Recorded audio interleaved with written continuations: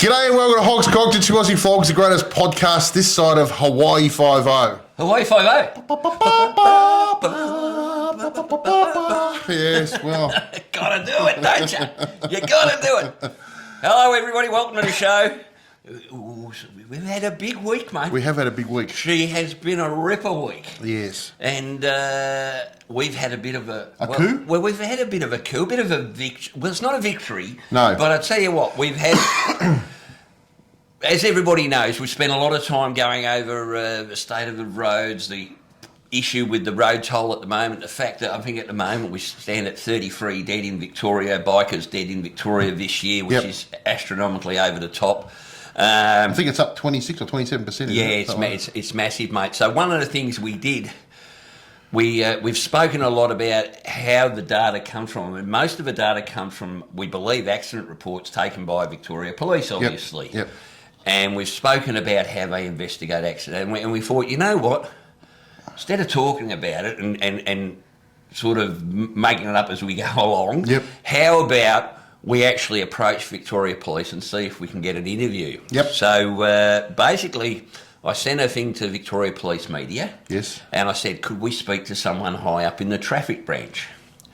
And there was a little bit of back and forth, and eventually they said, yes, look, tell you what, we're going to give you an interview. Yep. We're going to send a traffic sergeant. Yep. To which we said, look, I'm sure he's very good at his job and everything, but he doesn't have anything to do. A traffic sergeant won't have anything to do with how policies are implemented, all that sort of thing. So we sent them a thank you but no thank you letter back, and saying exactly what we wanted to sort of discuss and all that, and why we wanted to discuss it, and the importance of it. And that we want to actually, we're not going in there to get any gotcha moment or anything like that. What we want to do is we want to have an open and transparent discussion instead of all this, people think this thing and people think that. Let's find out what the truth is and see how we as bikers can work towards helping improve the situation and maybe influence Victoria Police a little bit if needed with some of the ideas that we've previously spoken about. So about 4 days later, we got the letter, and they said, "How does the Assistant Commissioner for Traffic sound?" I go, "Holy crap! That's a bit of a step up from the local traffic sergeant." Yeah. So, yes, in July, because he's currently on holidays at the moment, in July... What, he wouldn't come back from holidays for us? Well, I wasn't going to push it too far, mate.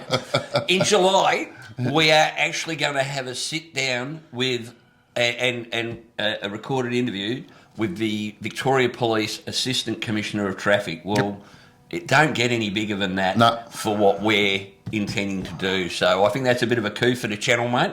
Yeah, not only that, it's a coup for all you people that watch the channel because, one of the things we said is, that our audience are all in that bracket. Well, we are, in one of the brackets of what they say is the high-risk area. The high-risk area. It's over 45-year-old riders. Yep. And what we want to do is we want to talk to them about, how do they come up with this data? I mean, yes, we can get an age, but how do we know, is that someone who's just returned to motorcycling? Is that someone who's been riding for years? How many of these accidents are actually being caused? Because a lot of people think that all motorbike collisions are caused by cars. I can tell you now that's not true. No. A lot of them, a good 50% of them are single vehicle accidents. But of course, that doesn't take into account road conditions, things like that. So these are the sort of things we want to discuss. Now, I think we'll probably get... maybe if we get half an hour, we'll be very lucky.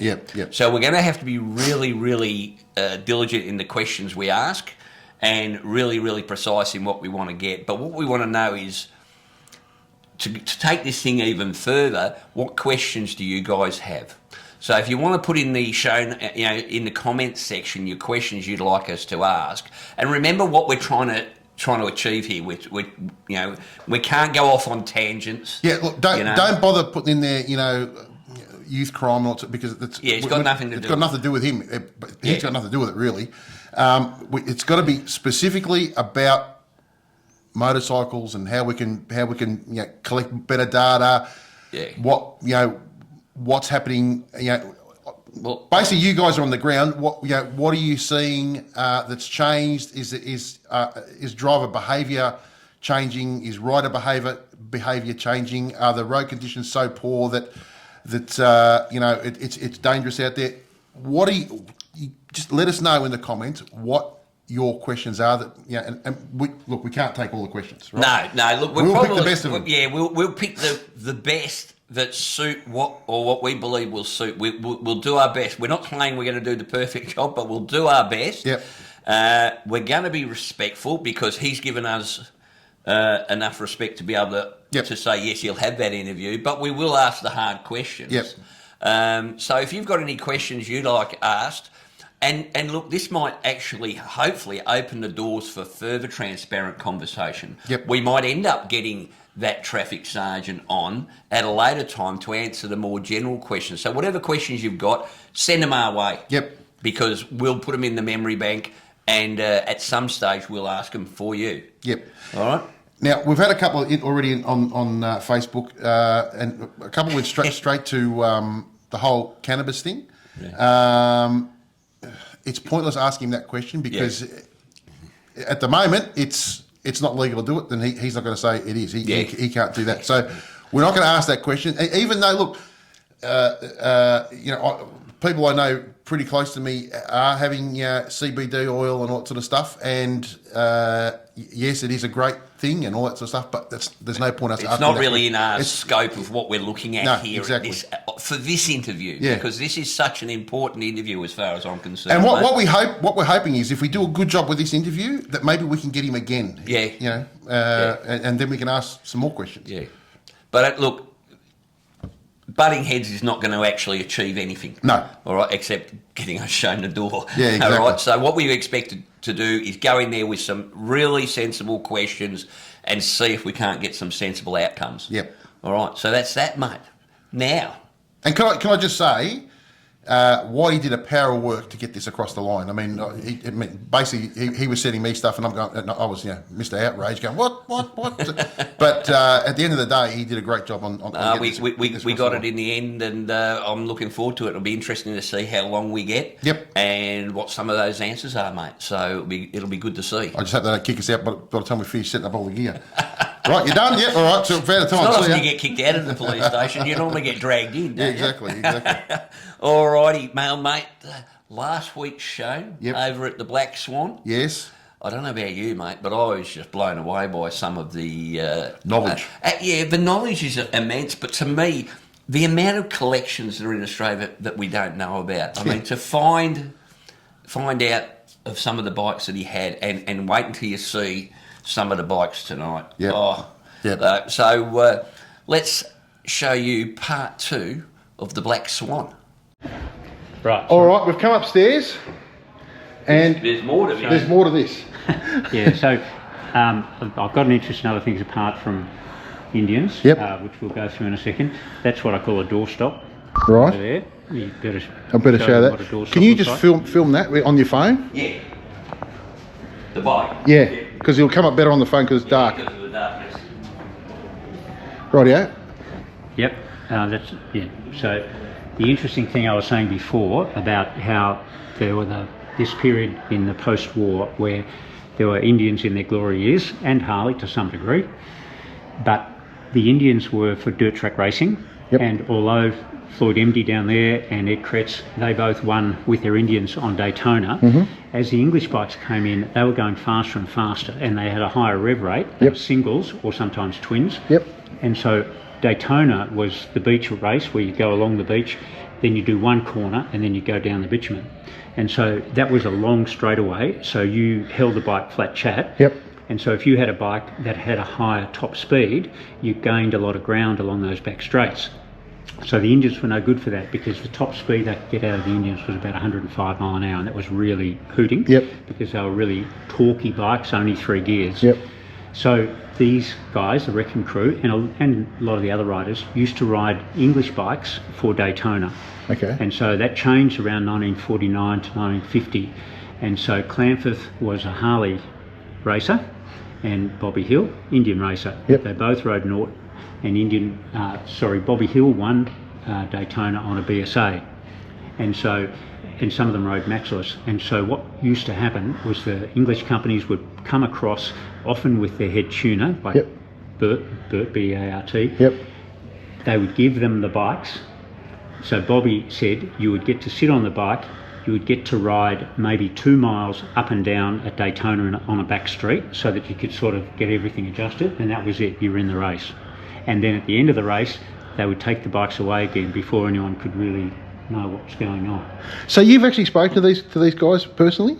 For many years, because they were alive. So they had 3 Nortons in this race. Yep. And Clanford, we know what number his bike was because he won. Yep. We don't know what number Bobby Hill and Bill Tuman were riding, but they were both on these Nortons. So we know I've got one of those Nortons, but we don't know which one rode which bike. But Did you ever record any of the conversations? I am now. Oh, so how cool is that? Right, so coming over here, start to diversify a little bit. So if you look down there... Obviously a hill climber. Yeah, so this is a hill climber just exactly as they used to run in the 20s. Yep. And so some of them were Chief crankcases and some were Scout crankcases, like 61 or 45 inch. Yep. And then this one has got the 45 inch style, but you can see there's no fins on the head because they used to run them on alcohol. And then very big sprocket and the bicycle change on the rear wheel. Yep. And abbreviated back guard just so you didn't get all the shit from the throwing getting up stuck on you. in it. Yep. Yep. So no suspension on the back.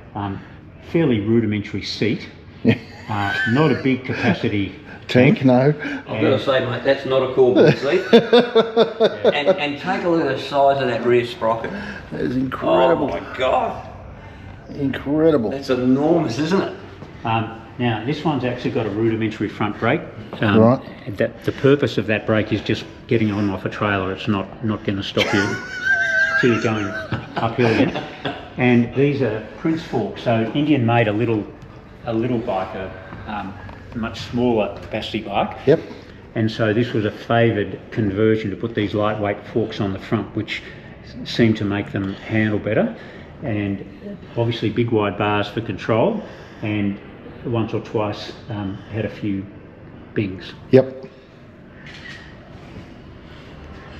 So again, it's very hard to find these bikes as they were because hill climbing moved with the times. Yep. And not many people continued. They had bikes like this right up until after the war, and then they went into, when I say amateur hands, so there were a few people, the farm boy or whatever had his old grandfather's hill climber, used to knock around on it. Yep. But after the war, things started to sophisticate a bit more, and particularly in the 60s. So they still do hill climbing in America like this now, Yep. but they have a really extended long rear frame. And in fact, you can see that's not the conventional frame, Yep. that's been lengthened as well. Yep. But it's a Chief sort of frame with the pillar at the back. So slightly change of pace now going to European. I've got a really strong interest in BMWs, Yep. which range all the way through. This is a 1927, which is called an R42. Yep.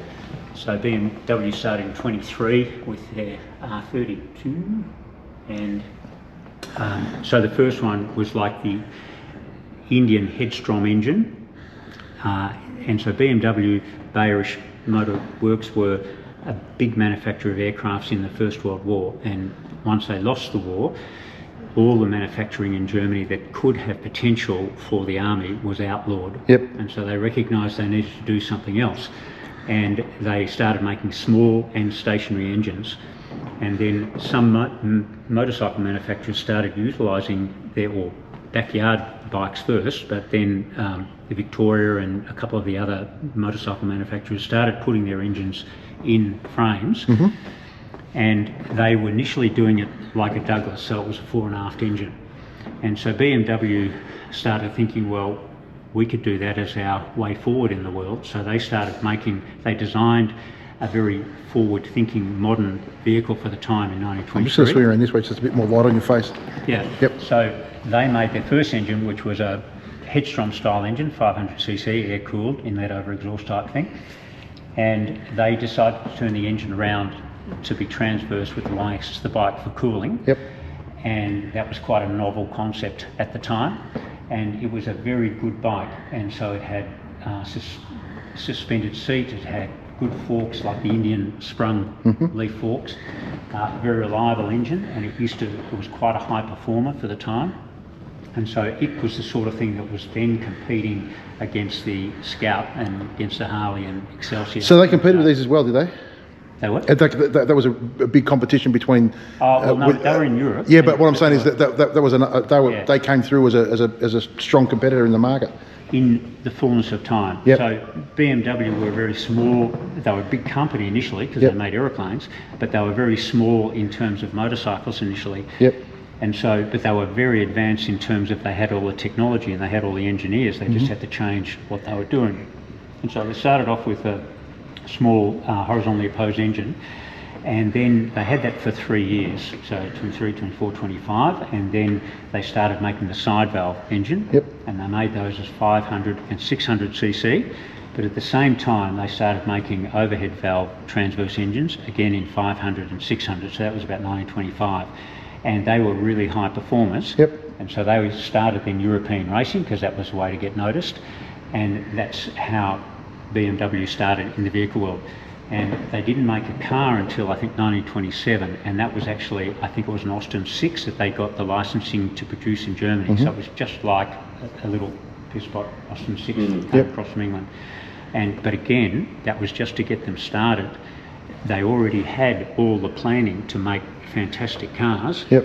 And so very quickly they ramped up from that period to, I think about 1930 or 31, they started making a sports car, which was a fairly small capacity but high performance sports car. And then in the 30s, so they went to making overhead valve transverse twins, and with this one in 1927, in 28, 29, it was really fast technological advancement in that period just before the Depression. So a lot of motorcycles started really changing things. So this one, when we were talking downstairs about Indian bringing in a front brake in that sort of 28, 29 period, and having recycling oil pumps in that same sort of period. So BMW were doing that right from the very start. Yep. They had, and this is interesting, if you look around over here, you can see that they've got a brake on the tail shaft here, so just here. Yep. So this was a foot brake Okay. onto the tail shaft. Okay. And as well, they had a front brake, and so they could market the bike as having two brakes, Yep. which opened a lot of doors for them apparently in terms of where they could sell them. So BMW moved ahead very quickly, and in the 30s, because they had the overhead valve bikes, they then started introducing supercharging, and so they had really high performance, 150 mile an hour performance bikes in the 30s, and they held the world speed records for most of the 30s with those bikes. And the second really significant development period was in that 38, 39, leading up to the war, where, again, I don't know if it's the same in cars, but with motorcycles, a lot of things changed then. Yep. Another story very similar. This is actually the first Ducati, the first year Ducati. So, Ducati made radio valves, and they were making radio valves, and they were utilised on war effort for Italy before the Second World War and during the Second World War. And then Italy lost out to the Allies and changed sides. Yep.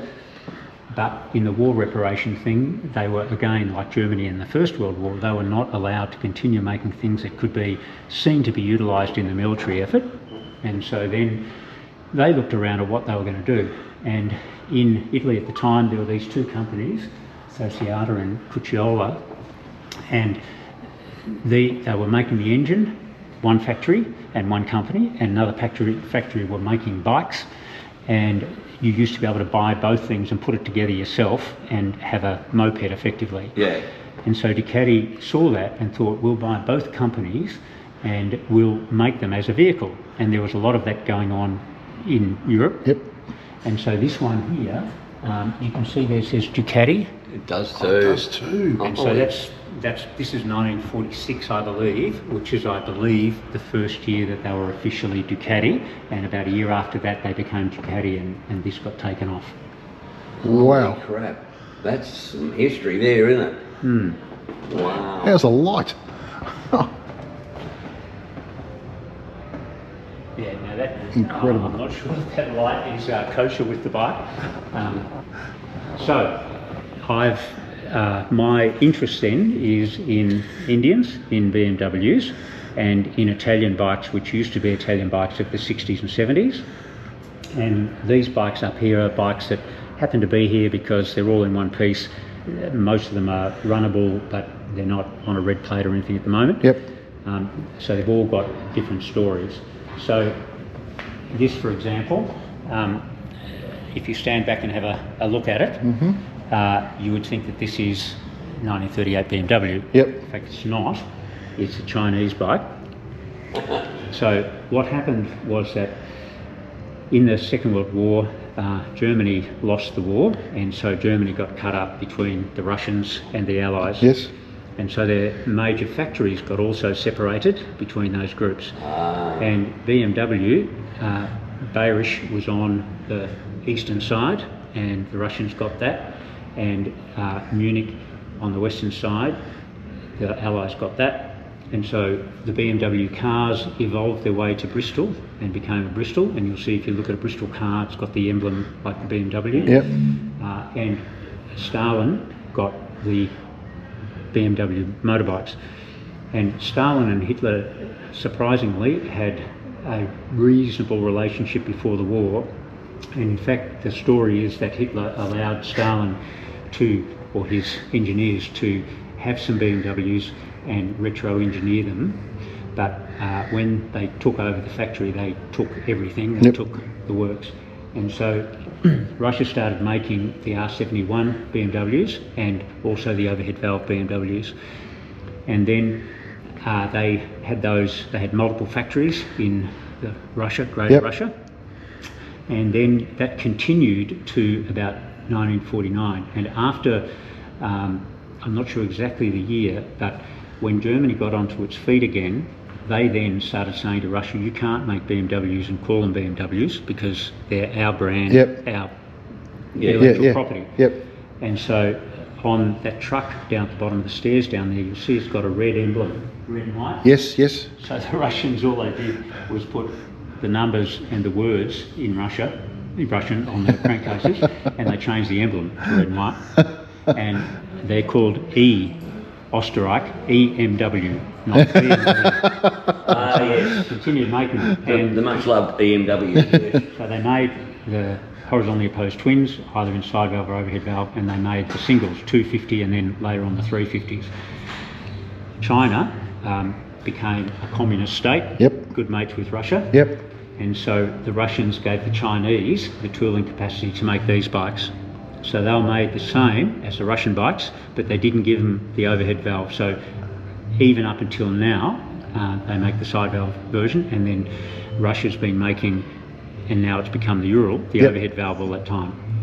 Wow. The interesting thing you may not know is that Harley also did this. So, and Indian made a transverse V-twin. So when America was coming into the war, they knew they were coming into the war for a year or so, and they just didn't agree to it because they were tooling up all their capacity. So they were making factories to make aeroplanes, factories to make ammunition. So when they came in, they would come in with a bang and save the world. Yep. And that's what they did. So they put out a tender for a vehicle that was 2 or 3 wheeled, could carry 2 or 3 personnel, had a shaft drive, because they wanted to be able to compete with Rommel in Northern Africa with the sand. And the Blitzkrieg, the really fast-moving German army that had taken over Poland and gone through Norway, they moved so quickly because they had light vehicles. Yep. And so that's what had happened in Northern Africa, that they were able to go down there with their light vehicles, and with those driven rear-wheel sidecars, that could go anywhere, that vehicle. They had 2 ranges of gearing, the Zundaps and the BMWs and I think DKWs, and so very successful. They also mounted machine guns and things on them. Yep. So America put out a tender to its manufacturers. They wanted 1,000 vehicles, and there were about 4 or 5 criteria. So Harley retro-engineered the R71 BMW, and they made one exactly the same, but they put a few Harley niceties on it. If you call them niceties, like the seat, the fenders and stuff like that, but the engine was the same. Those posh things. They changed the pattern of the threads and so on, and the size of the nuts and so on, but basically very much the same, and Yep. it looks the same. Indian decided they were going to make a new vehicle, so they made a transverse V twin like a Moto Guzzi. So if you look over there, that's not actually one of them, but I've got a couple of them in another nook and cranny. Yep. So they each made 1,000 of these vehicles, and the Harley was, dare I say it, slightly faster than the Indian. Both had 4 gears, and the Harley did about 55 to 60 mile an hour. The Indian does about 55 or so. Yep. And the American government looked at that, moderately impressed, and then another company, Willys, made a general purpose vehicle. Willys, yep. And so their general purpose vehicle had 4 wheels. It was not much longer than a motorcycle, but it could take 2 personnel on the back, and it had like the utility back. So you could have a machine gun, or you could put a stretcher on the front and put a stretcher on the back. Yep. And they actually won the tender. And so that was the Willys general purpose, GP. Uh-huh. And that got shortened to the Willys Jeep. Yep. And from there, all the other companies started making, like Chrysler and Ford and everybody else started making a Jeep. Yep. And then eventually the English started making their own version, which was the Land Rover. Oh, Yeah. So that's how it started. So we've got a Russian one, we've Yep. got a Chinese one, we've got the Harley one, we've got the German one, and I've got one sort of under construction. I've got a VW one because there's a VW 4-cylinder horizontally opposed. Yeah. And there's been the odd Porsche one. Porsche as well. Yeah, around. So, just in terms of context, and if we had a few more days, you'd recognise the context of several of these things. So this thing over here Yep. is in fact an old Guzzi. Yep. And I've seen 2 of these. This is one. There is another one that I've seen in America. And so somewhere along the line, someone thought it was a great idea to develop the concept of the Indian transverse V-twin. Yep. And modernise it. And so modern, when I say modern, that's about a 1968 Guzzi, I think. Yep. And so that's what that is. So it's got Indian the fenders on it. Yes, yeah. I was going to say it's got the Indian fenders, the Indian tank. It's got the Guzzi motor. Yeah, well, it's a Guzzi tank, I Yep. think. But Oh, Guzzi it's tank, a but it's got Guzzi in- motor. So yeah. it's just really dressed up as an Indian. Okay, yep. With the guards front and back. Yep. But very much what could have been an Indian motorcycle in the 60s if they'd survived the 50s. Yep. Yep. So, a couple more doorstops here. One's that blue one. Yep. So that I haven't got a lot of Japanese bikes because there's so many you could collect, and The little Honda one. Yeah. yeah. Yep. So that little Honda one is a hill climber. Yep. And so again, you wouldn't see too many Honda 4 hill climbers. It's got an extended rear end. Yep. And got a glamorous of the day paint job. Very attractive. And it's a runner, and I've taken that around Broadford when they had a Honda 4 dress-up day a few years ago. Everybody else was in their nice little Honda 4s dressed up, and I was cruising around trying to stay at the same speed, in this one, which was slightly louder than the others. The run across the back is Indian Scouts, so they're racing Scouts. The one in the middle is the one that was owned by the tuner for Bill Tuman that I showed you downstairs. The one on the left was a guy called Roy Burke, who was one of the most eminent hill climber racers and tuners. That was his day bike, and if you got a bit close you'd see he'd modified that. Some of these bikes from that era that these guys had when they were in their 70s, they modified them and put disc brakes on the front, and that Scout on the left there is actually got a new sprung rear end, which was his upgrading version of an old Indian to make it comfortable for his senior years. The green one there is a BSA, and that's the sort of style of Bobby Hill racing in the post-war period on the English bike. So the Daytona one actually was a BSA that he won on, whereas Clanford Fair won on the Norton. Bobby came second, I think, but this BSA, the company turned up with 3 BSAs. So there was a single that had a sprung rear end, there was a single that had a fixed rear end, and there was the twin.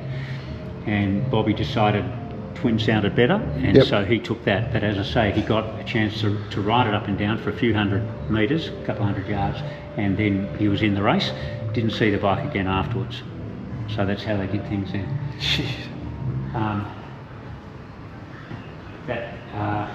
That's another red racing twin beside. That's an Indian there. Yep. That's a racing BMW in the distance back there, which was about a 1955 bike, was modified.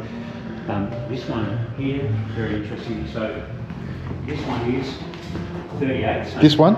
Yep. This one. Yep. So this is called an R51. So that's got a sprung rear end. So the R50, which was in 1937, was the race bike that Germany were taking all around Europe and winning all the races with, because it was a very high performer, and again overhead valve as opposed to overhead cam, and a very high performer, very light.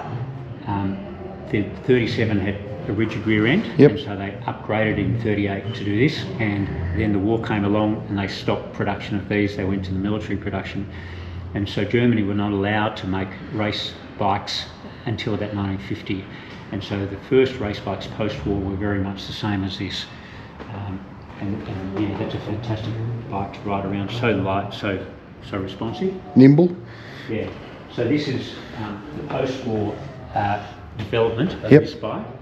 So in the mid-50s, BMW were rapidly developing their skills and upgrading their engines and their performances. So this is modified. It's got I think this is a huge tank, it's called, which is a big, like 7-gallon tank. Yep. And it's modified. What were they using? What sort of racing were they using this? Was it? Well, this would have been road racing, I think, for enduro racing. Yeah, I was going to say it would be long. Yeah, with the big tank. Yep. Right. So this is an interesting bike. Yep. So this is a modified bike. This was probably a hill climber as well, but and so hence the modified frame, Yep. small tank, and so on. But the interesting thing is the engine. So this is a side valve bike, and so this is about 1926-27. Mm-hmm. So Franklin was the Indian engineer designer that made the Power Plus and then went on to make the Scouts.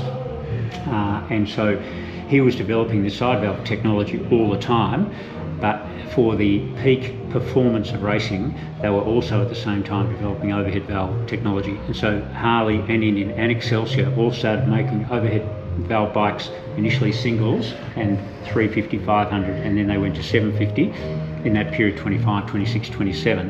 And so the Indians made a very small number of overhead valve bikes for hill climbers because that was the peak racing promotion, and then they had a very small number, probably only 2 or 3 they made into road race bikes, which went to Europe.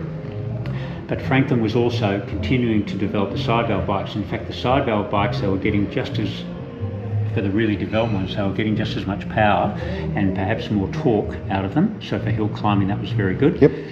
And there were certain issues. The faster the motor goes, the more revs, the more you have to oil them. Yep. So this is supposedly one of 4 engines that he did at the very end of his time in 26, 27, and it's been zooped up to have the 2 oil pumps, and this apparently was the same performance as the Alterna bikes he was doing with the overhead valve for the high performance engine of the market. This one's just an interesting novelty. This is a Indian Scout, so I got this from Canada 5-8 years ago. Yep. And this is just typically an amateur bike that survived all those years up there and Okay. was used by people. So I haven't got this running. I don't know whether it's got anything special done to it, but the thing to me that's fantastic is just the way it is. Just the way it looks. Yeah, it looks great. These 2 bikes here, Indian racing continues now, and there's a guy in America called Kelly George who's in the Midwest, and he has been around since the time he's probably mid-80s now. Yep. So he was around when Indian was still racing. He was a very young kid in the 50s, and he kept his interest all the way through, and he just continued to develop the engines. And so he's been making these engines and racing them up in that area all the time from then through till just recently. And so this was one of his Scouts, a 750 45-inch Scout. Yep. And that's a dirt tracker, no Yep. brakes. And this one here is And got the shifter up here too. yeah, so they're all hand shift. Yep. And so that's for hand shift racing. Yep. That's the class. Yep. And so this one here is his hot shoe. So this is his peak performing vehicle. So you can see the frame's quite different. It's Yep. all modern. The engine is a Chief engine with his special gold dust sprinkled inside, and that's a phenomenal performer. Yep. And so at the time this was racing, which was like 10, 15 years ago, it was outperforming all the Harleys of the same era. Yep. And what's this one, the little one here? This. This is just one I found near. I go to America to and fro a bit, and I've got a friend that's up in Ventura, and so I always go and visit him, and he helps us bring back a lot of these bikes.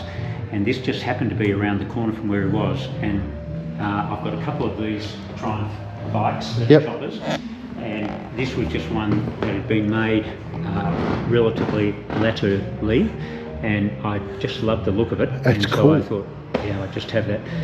And I've got another one, which isn't here, I don't think. Yeah, there's another Triumph chopper I've got like that too, or a bobber, Yep. really. And the good thing about the other one is it was bought new by the guy in the 60s, and when I bought it from him, he was in his mid to late 80s. But the interesting thing was to see his photos from when he was a young lad Yep. in the 60s with this chopper, which wasn't a Harley. Yep. And to know he's had it all that time, and there's pictures of him wheel standing it, you know, in his 60s gear and stuff. And so Very cool. that was great to have. Very cool. I've got another interest. So Motor Goods is probably my third suit. So There's a theme happening here, mate. yeah, so this is a Mr. Chips we call here. Yep. So, you can take your wife, your girlfriend, both their shoes Yep. in the back there, enough room for everyone.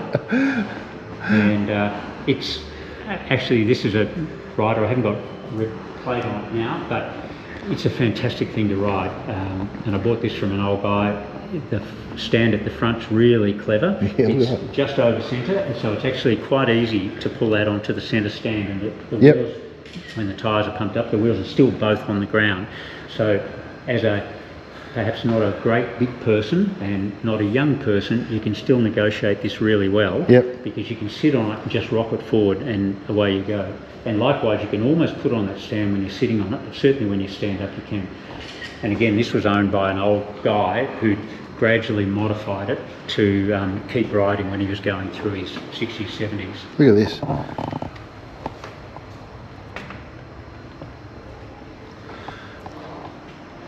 I reckon that'd be comfortable riding down the road.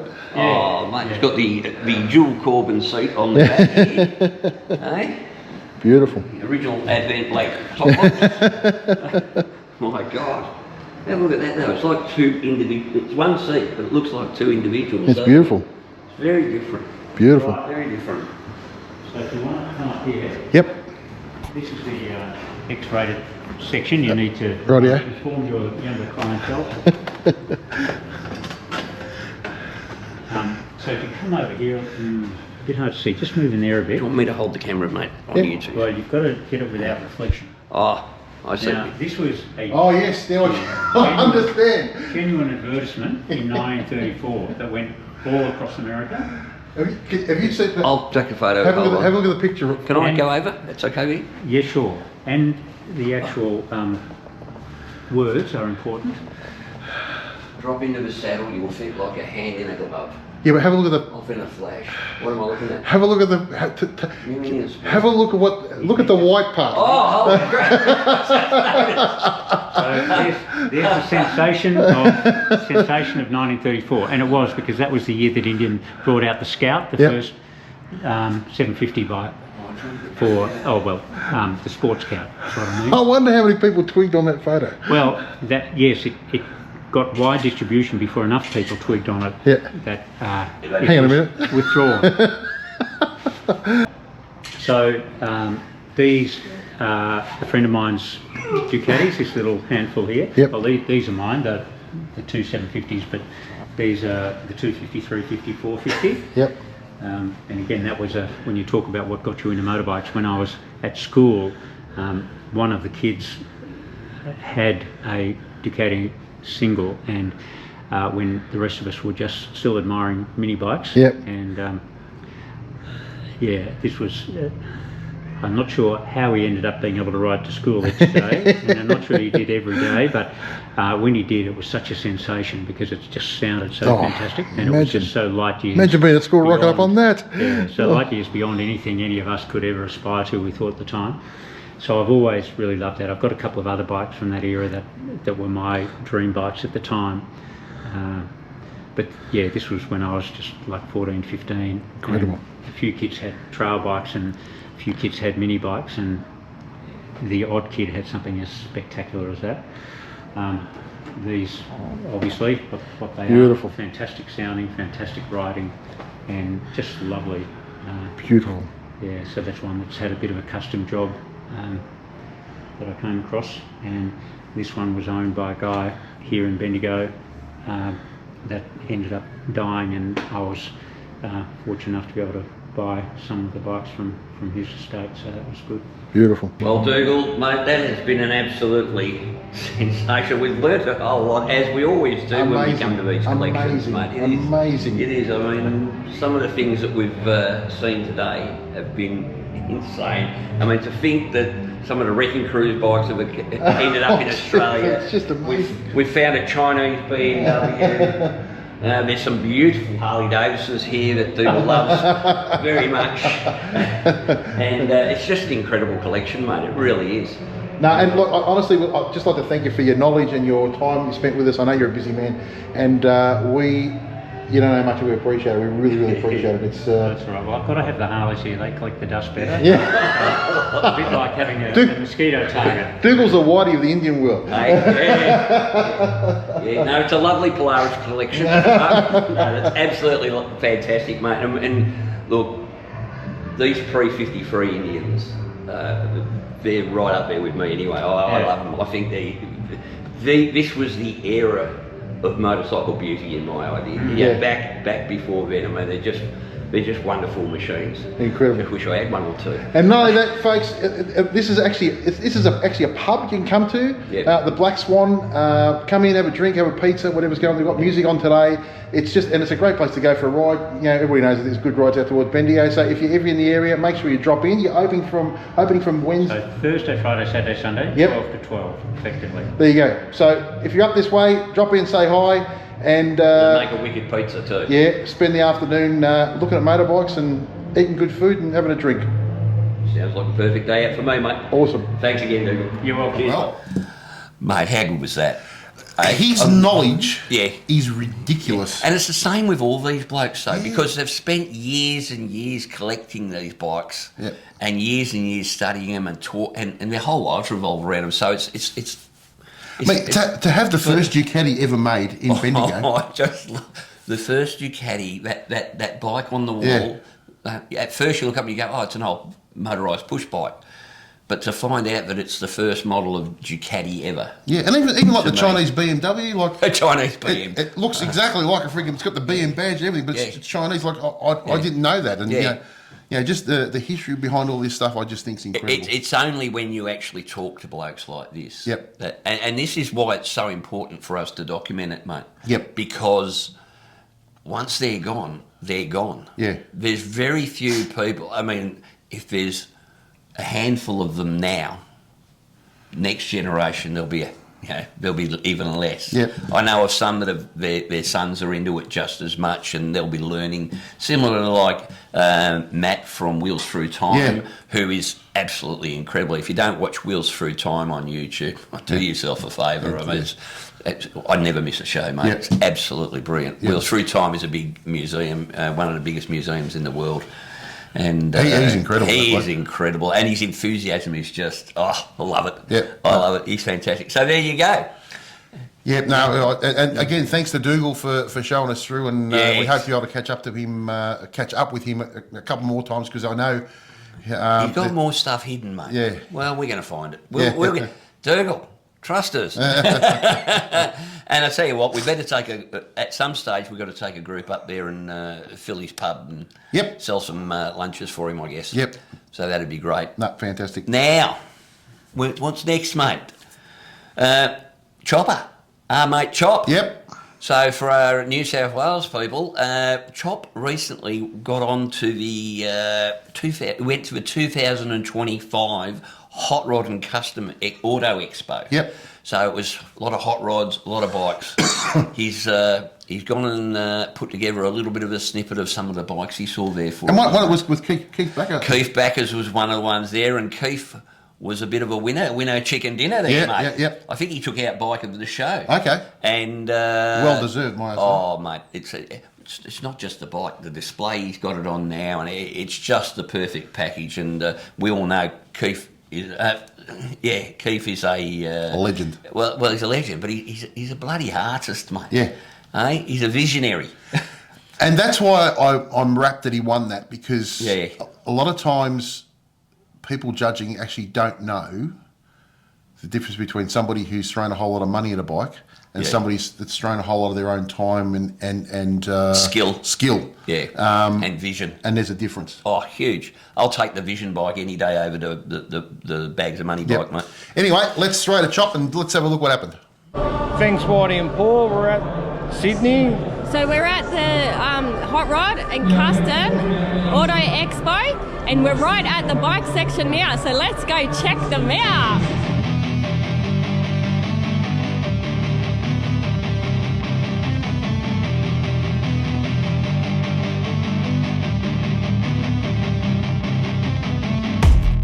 This is beautiful. This is nice.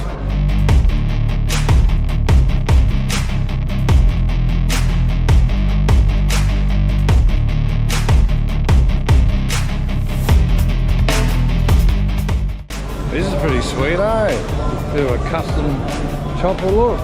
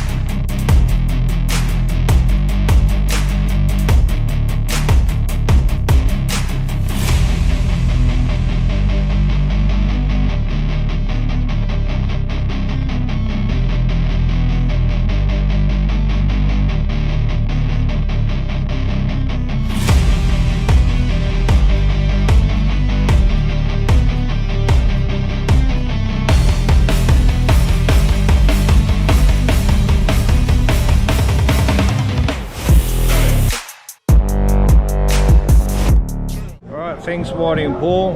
Back to you guys. See you on the next one. Oh, mate, some nice Vicklers there. Very nice. I mean, most Vicklers are pretty nice, but, Yeah. and they're not quite my scene, but I love to look at them. You know. Yeah. Same with hot rods. I love looking at hot rods, but Yeah.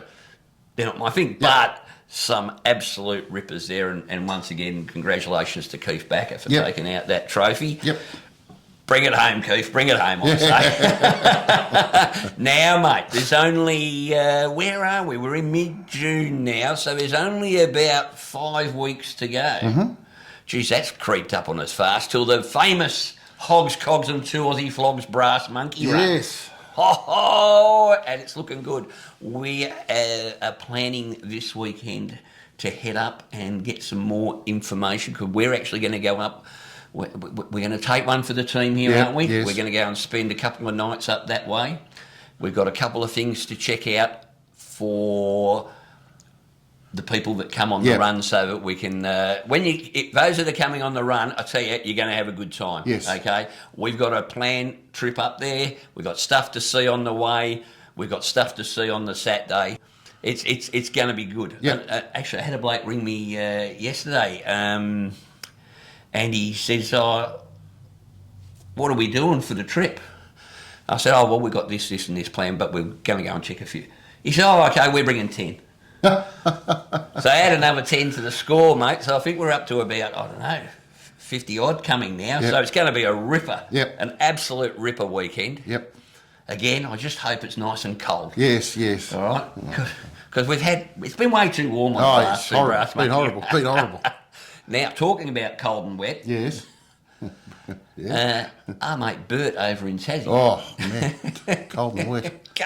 Yeah, I tell you what, if you think winter's cold in Victoria, cold winter in Tassie is bitter. But Bert's been out. He's been out on the Chook Chaser on steroids. Yes. The adventure bike. Yep. And he's met up with one of the boys from Ride by the road. ridethebyroads.com. Yeah, ridethebyroads.com. Let's have a look at what Bert's been up to. G'day Flogs, welcome to the show. Tonight I'm going to take you off-road again on a trail which is part of the Ride the Byways. So grab your bevy, kick back, let's get onto it. I've only got 5 minutes, let's go. Daryl's promised to be kind to me, so we shouldn't have to worry too much about the gravel. I will pull the visor down in case there's a rogue rock. And we're just going to pop along now. I will put the name of the road down from here. This is Marsh Plains Road, so I won't call it out because it won't be right. And this bit of road isn't too bad. And then we go down onto what Daryl reckons is probably one of the gnarliest bits of the whole trail. That's why we're doing that today. Byroads was an initiative that I had way back during COVID when I was stuck over in Western Australia for my job that I had, and I was there for about 12 months and got my old GS 2005 model shipped over to WA, and I met with this guy that suggested that there's a very similar track that's from Albany to Mundaring, which is a suburb of Perth. It's about 600 and something kilometres. So we thought we'd do that. It took us 3 days. Anyway, while that was all happening, I thought, well, it was a good opportunity. Why can't we do the same thing here in Tasmania? We've got a great state for motorbike riding. So yeah, so we started the website, and about 2 years ago with my son and Jonathan, and he's the brains behind the website. I get the fun part. I just go out and enjoy myself and promote the Ride the Byroads through the communities, find the roads that are less travelled. We've got an incentive to ride from the bottom of Australia, which is Cockle Creek, through to Eddystone Point Lighthouse, which is the top northeast corner. And then we've now introduced in November last year the West Coast route, which is the same route. It comes all the way up to Ouse, which is a small country town in the middle of Tasmania, and you clear off, go out towards the West Coast and end up at Stanley at the picture frame. It's 700 and something odd kilometres that direction. Feel free to look through the, obviously Big Bert will put a link in the description for the Ride the Byroads website. All the information is there. You can download all the GPX coordinates. There's the terms of service, there's disclaimer. Everything that we provide is all free, and it's just, I should have really pointed this out earlier on. It's the reason behind it all was the love of Tasmania, motorbike riding, pretty well much why it drove me to do this.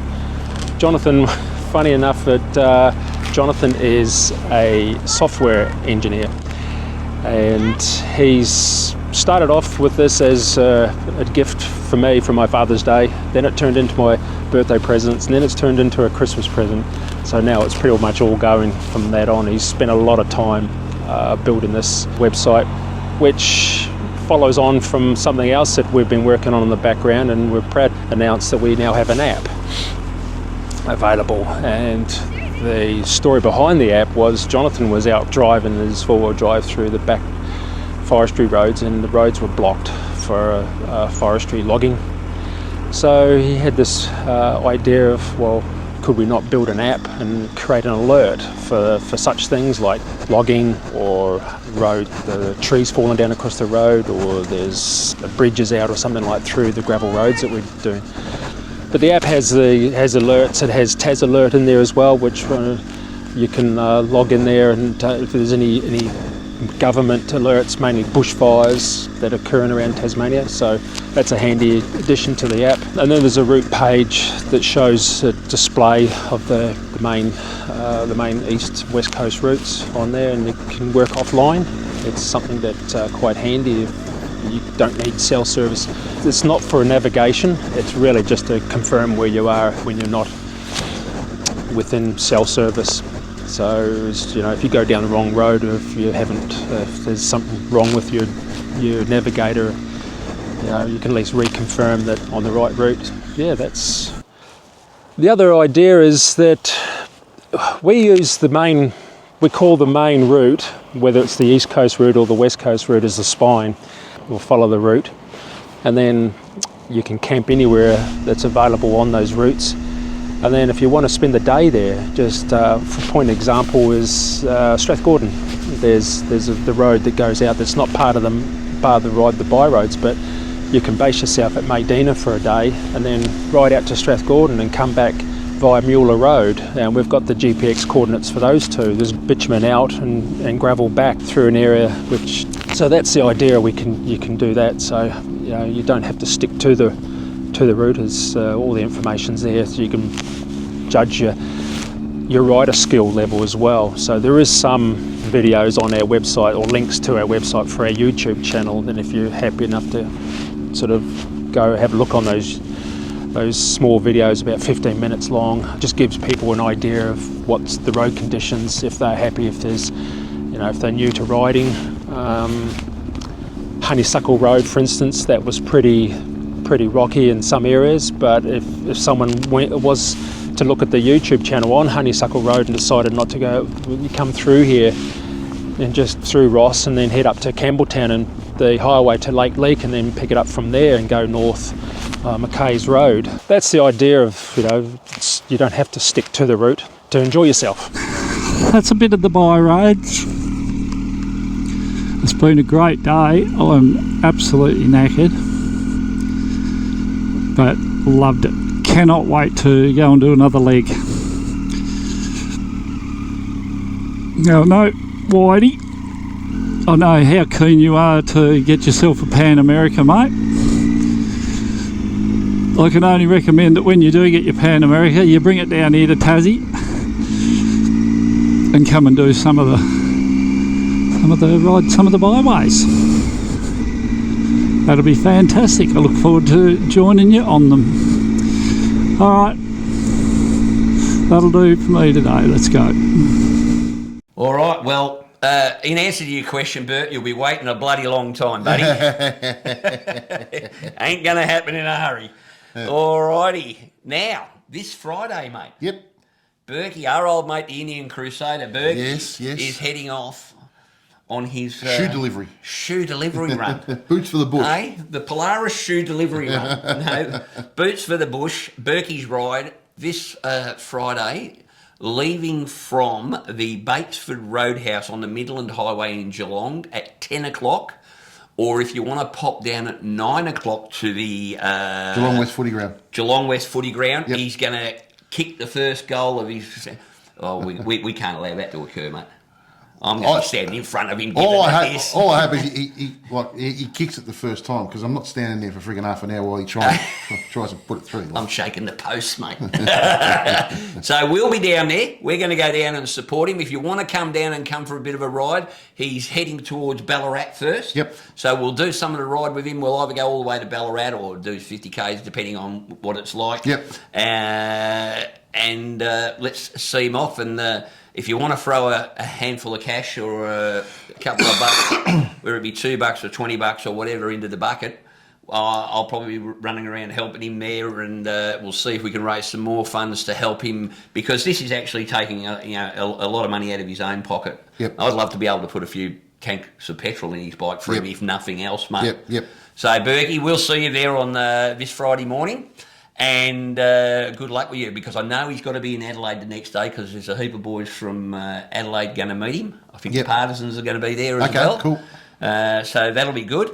And if you go to our Facebook group, there's his actual itinerary for the entire ride is there. So anyone who's along the route he's more than happy for you to, jump on board and tag along with him for a little bit of the route. Yep. So that is going to be a fun day. Should be good. Let's hope it's dry-ish. Yes. Warmish. I'll take rain, warm and wet over cold and windy any day, mate. Yes. All right. Now, last time we heard from our mate Merto in South Australia. Yep. It was at our Christmas one, and we had all sorts of bother with the feed. It wasn't his fault. It was the feed that we had on our Christmas show, which we're still, whipping ourselves for. But anyway, Merto's been out to Adelaide Bike Night. Oh, they've got one, haven't they? They have got one in Adelaide too. Beautiful. So let's take a look at that. G'day, Flogs. Saturday afternoon, I'm in Strathalbyn, home, and I'm heading down to Adelaide for Adelaide Bike Night. I've never done it before, and it's pretty good weather. It's 27, 28 degrees, so it should be a big turnout. So we'll go down and see what all the hype's about.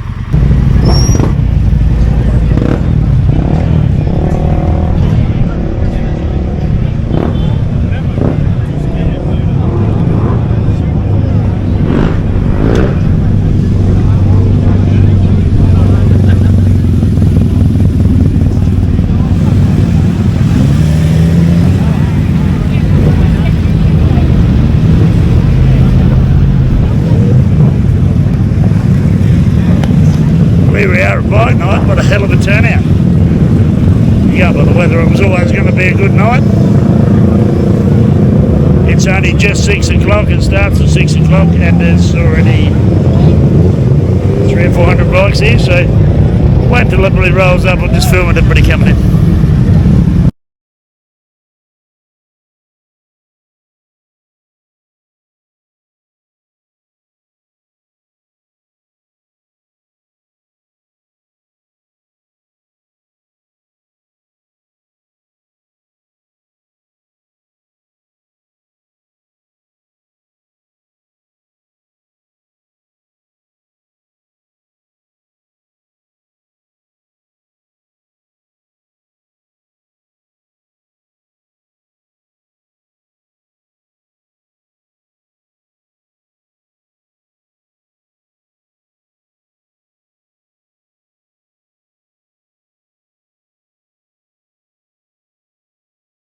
We've got a bloke here that's built the replica of the bike out of Mad Max 1, and this thing, it's hardtail and he's ridden it in. The man, admirable, I must say.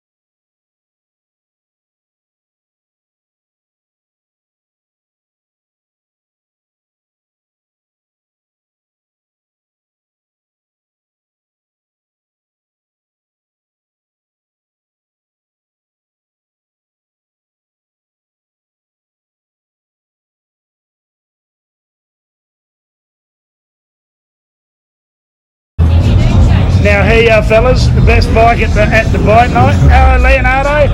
Look at that. Oop. And he's pretty good too. Awesome, mate. What sort of bike is it, Leonardo? You don't know, but it's fast. He's pretty quick, Mum. He is pretty quick. That's an electric bike that he's got it up himself. I can see that. Flogs. Well, that's the Adelaide Bike Night. Pretty successful, I think. They have a hell of a lot of people here, but I've got 100 k's to ride with kangaroos and deer running across the road, so catch you next time, guys. Well, that was a good show up, mate. It was. Plenty turned up for that. I tell you what, looks like a good one. We might have to get over there one night. And that trike from Mad Max is pretty cool. Oh, how cool was that? Very, very cool. Very He's cool. done a lovely job. I actually forgot that was in the movie. Yeah. It's only in it for about, 10 seconds. Yeah. but obviously made an impression on that bloke because he's gone and replicated it. It's a bloody good looking thing, mate. So awesome. Fantastic. Alrighty. Well, that brings us to just a couple of, as I said, I'm not going to go through all the rallies, runs and events anymore because it just takes too much time, but there are two of note. The Dodgy Brotherhood are running a dice run rally at the Tooleen Hotel in Tooleen, Victoria on the 13th and 14th of June. That's a good pub. Tooleen. Yep. Yeah. Yep. And here's an important one. The annual Black Hawk Memorial Day is at Cowar, COWWARR. So we'll put a link to the flyer for that in the things, and that's supporting return servicemen. So that's on the 21st of June. Yep. So that's about it for tonight, mate. It's been a big one. It has. One thing we didn't mention. What's that? Well, everybody will have seen our updates in relation to Peter Stevens. Yep. And it looks like there might be a, by today, I think it's today, they're actually going to be discussing. So if it is today, later today, or tonight, we'll put something out on the Facebook group and we'll discuss it at length at the next episode. Yep. But long story short, looks like Peter Stevens is going to survive with new owners. Yes. Well, that's good to hear. It's good for the motorcycle industry in general. Yeah. We don't want to see shops closed down. Not only that, we want to see people with their jobs and all that sort of stuff. So. Well, there's 400 people in Peter Stevens and Harley Heaven, mate. Yep. And hopefully someone buys it that's super keen and it flourishes and I can go back to shit canning their poor customer service. Hopefully their customer service improves. Well, wouldn't that be nice? Yes. Hey, maybe something good will come out of this. Yep. All right. Well, there we go. Done. Yep. Well, that's it from me. That's it from me. That's it from Hogs. Cogs. And 2 Aussie Flogs. Ciao. See you guys.